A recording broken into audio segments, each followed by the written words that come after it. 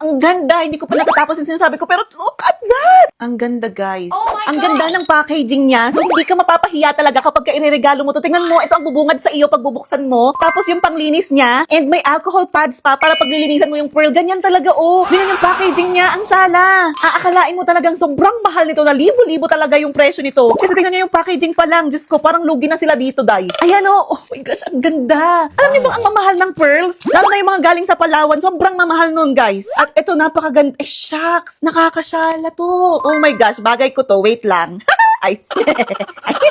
So, sakto, wala akong necklace for today's video. Oh my gosh. Wait lang, ilagay natin. Oh my gosh, it's so beautiful. So, ayan, pwede mo siyang i-layer, guys. Hilain mo lang siya. Tapos, para mag-layer-layers. Ah, ang ganda. Hindi ko pa natatapos yung sinasabi ko. Pero look at that. Oh Sobrang my God. ganda. Oh my gosh. Ngayon lang ako nagandahan sa mga pearls. Na accessories. Tingnan nyo. Madam na madam ka dyan. Ay, sino ka dyan? Ayan o.